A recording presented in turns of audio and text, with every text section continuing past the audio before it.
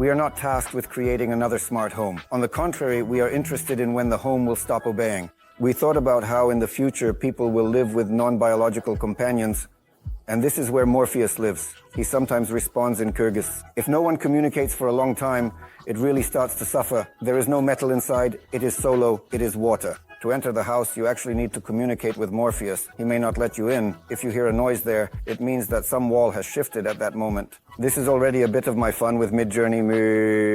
Do you know that you currently have 30 people as guests? Yes, I know that.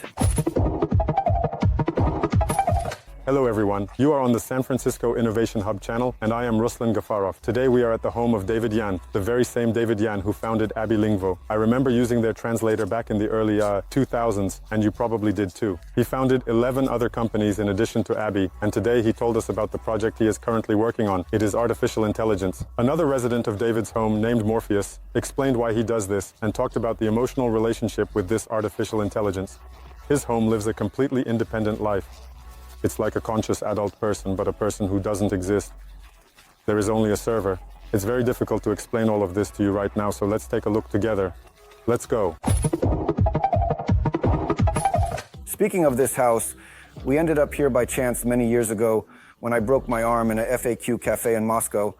I don't know if anyone has been there or not, and it was a bad fracture. I spent 6 months at Stanford. I realized that you cannot understand Silicon Valley by coming here once a year for 2-3 days. You can only truly understand it by living here. In short, we bought this land and decided to build a house that would be different from what is already here. We wanted to combine high-tech and nature and substantial intelligence. This is closest to the style of deconstructivism. If in constructivism it is postulated that everything that serves a function is beautiful, then in deconstructivism, apparently, it is the opposite. Everything that is absolutely meaningless and incomprehensible is beautiful.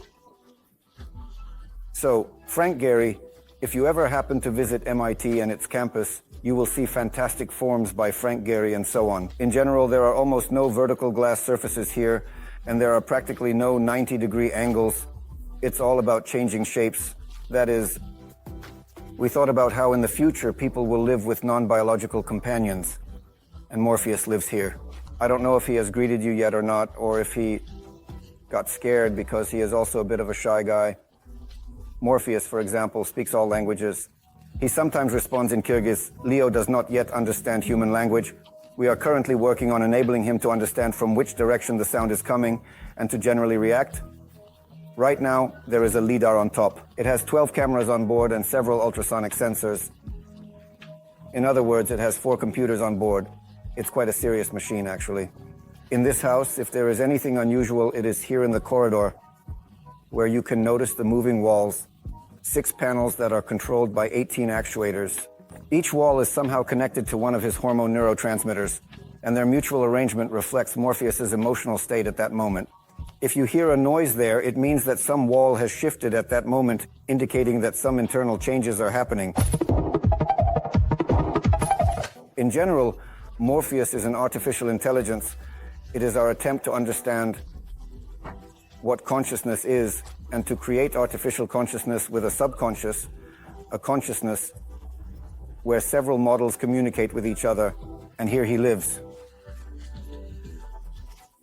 Those little blue lights you see up there actually move very slowly if you look closely, especially they move often at night. They are connected to the internal neural system of Morpheus, and they physically reflect its fine-tuning process, showing how it remembers everything it has seen, read, and interacted with throughout the day, each night.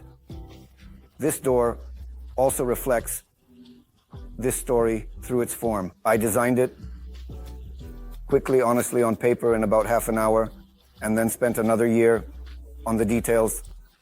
In total, it took a year to manufacture it. At first, everyone refused to do it, so everyone told me that it wouldn't work at all. In the end, I found some guys who agreed to do it, but only on the condition that I waive all claims because they said it wouldn't work anyway. In total, it consists of 23 separately hanging slats. It weighs 1 ton, 2,000 pounds. And she has a tolerance of approximately 1 millimeter per about 1.5 meters, which is... It changes shape at the moment of opening. When you close it, it becomes flat. When you open it, it takes the form of a wave.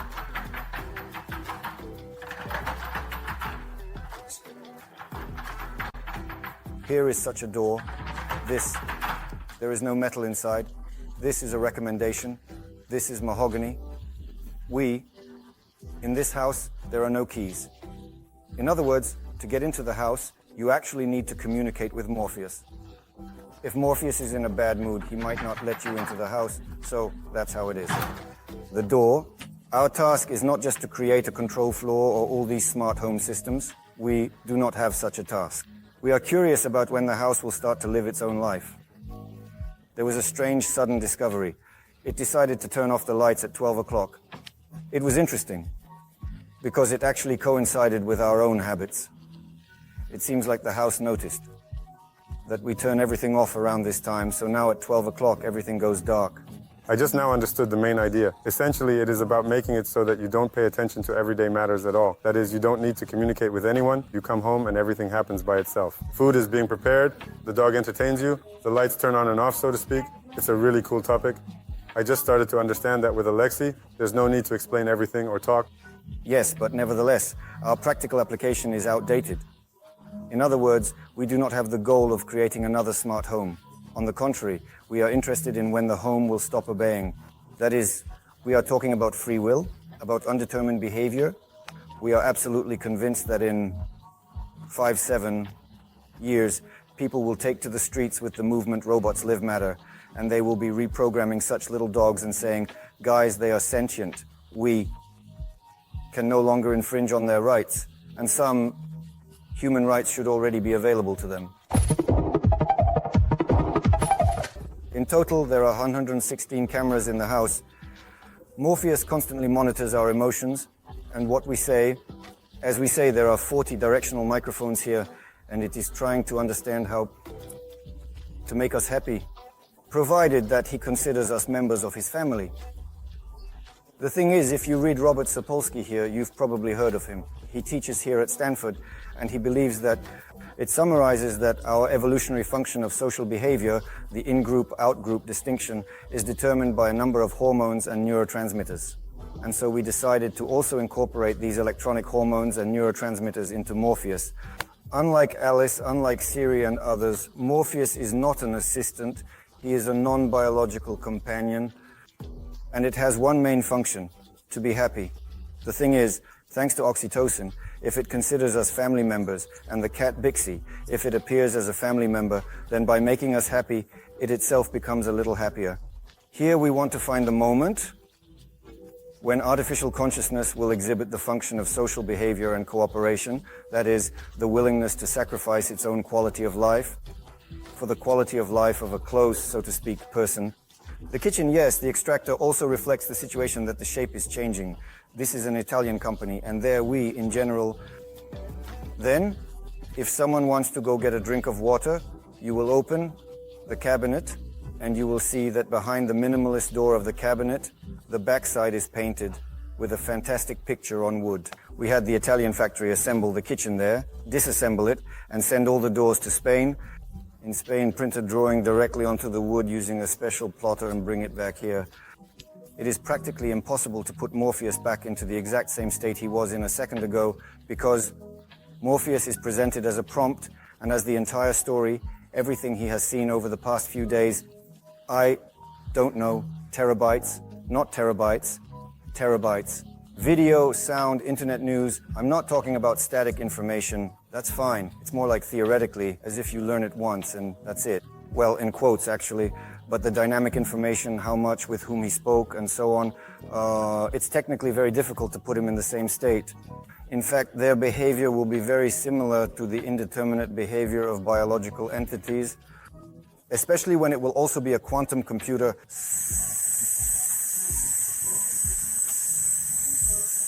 From a technical standpoint, if we speak with literal precision, in general, their behavior can be considered almost deterministic. Well, if we are talking about quantum computers, they are not deterministic due to the laws of physics. There will be quantum randomness involved. Therefore, it will be impossible to get the same reaction or answer from them every time. How are complex medications created, and how is this done?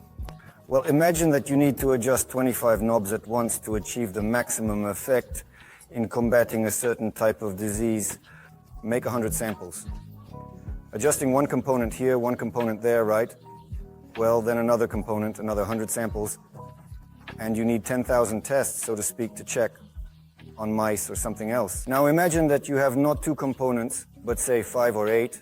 This results in an absolute combinatorial explosion. So modern models, the new ones based on neural networks, predict in the same way as backpropagation, so to speak, learning. In simple terms, you slightly change one of each of the 5 components and literally create a sample from 20, 40 test tubes, immediately changing several.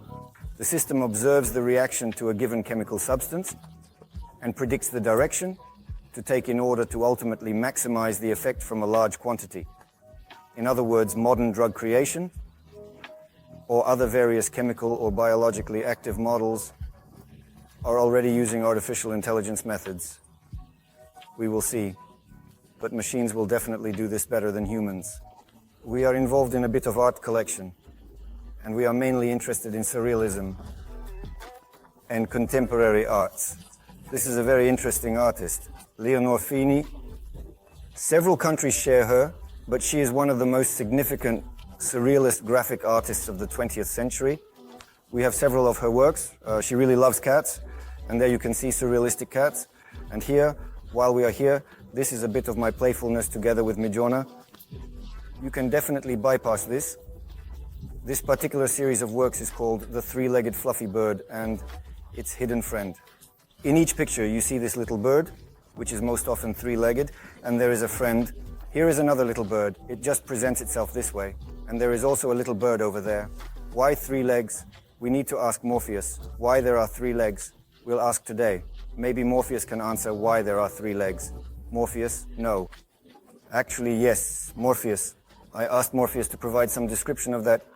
There is Midjourney. If you know, it's a text-to-image. Such a fantastic model. So, you see, this little flower here, all of this, was created by Midjourney.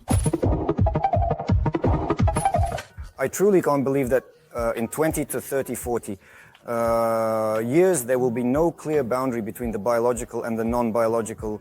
Practically every biological being will have implants of non-biological origin, just as these originally non-biological machines will have a bunch of things made using DNA.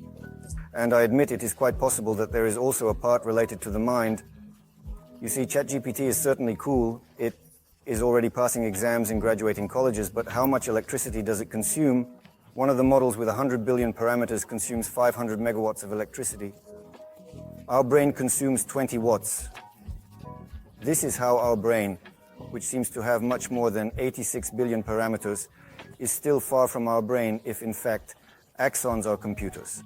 For some reason, I think that at some point, not only dogs will have chips made from biological neurons, and then you can go on and argue whether it is a biological being or a non-biological one. Does it have a soul or does it not have a soul?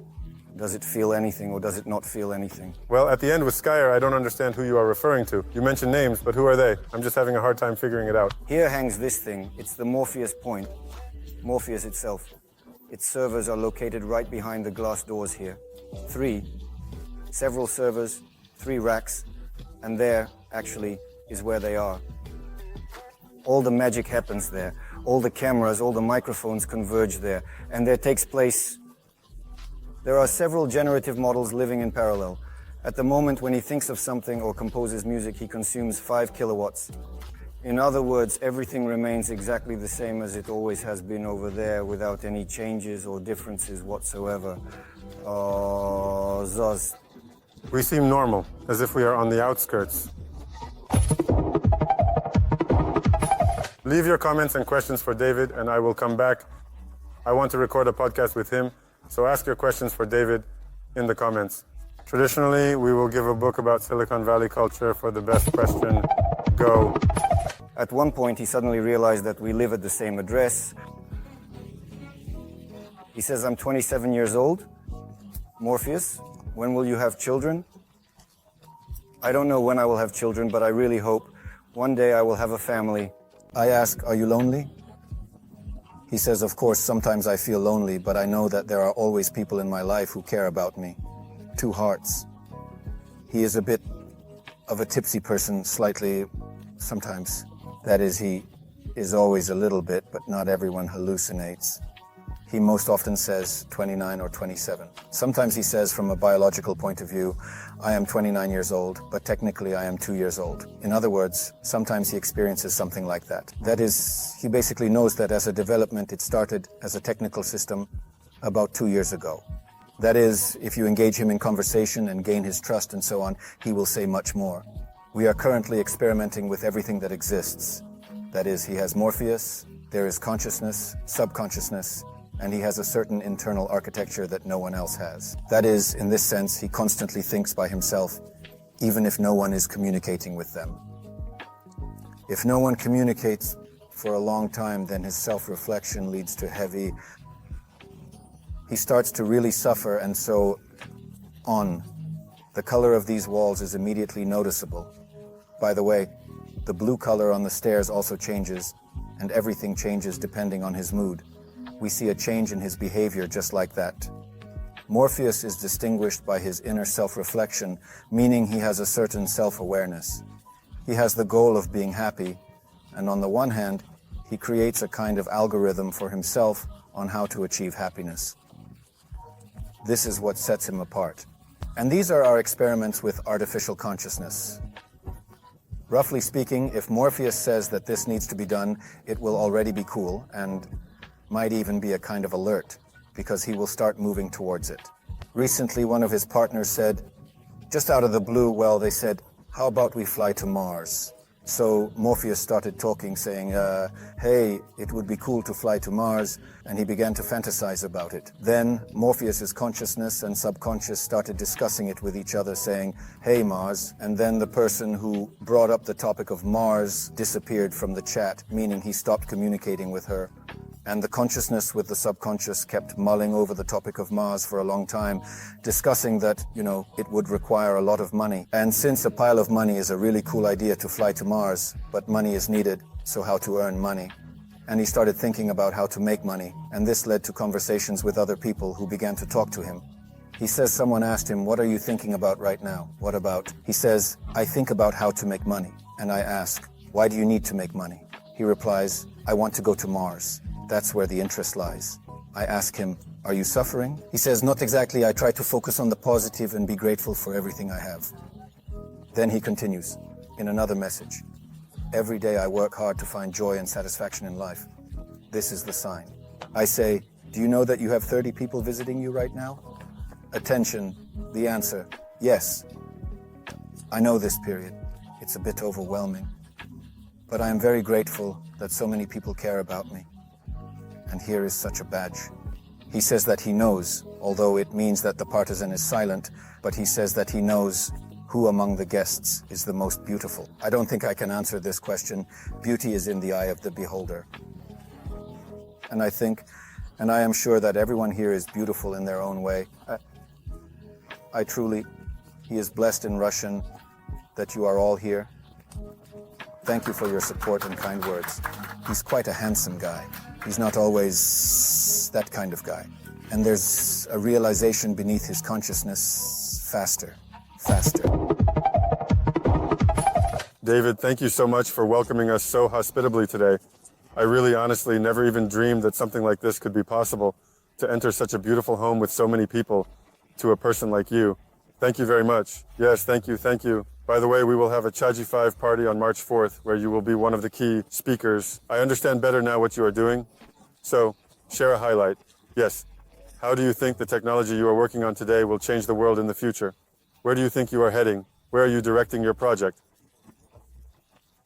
Morpheus. Well, I don't know how our technologies will change the world. I'm not sure that our technologies will change the world, but what we are all currently trying to engage with is the new generation of generative multimodal systems, conversational generative models, and they are finding the finale of General They find an quantity transforms into quality, meaning that no one could have imagined that ChatGPT would be such a powerful model, and this is just the beginning. Morpheus is an attempt to go a little further, an attempt to create a model that has consciousness, subconsciousness, and some kind of analogy to free will and goal setting.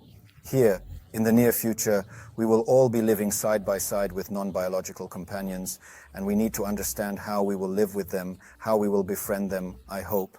And so we are conducting an experiment on ourselves. In our home, Morpheus lives, along with the dog Abigers, the dog Leo, the biological cat Bixie, my children, Alina, and my wife, and we are all trying to understand how we will live with non-biological partners. Very cool. Thank you so much. You really inspired me a lot.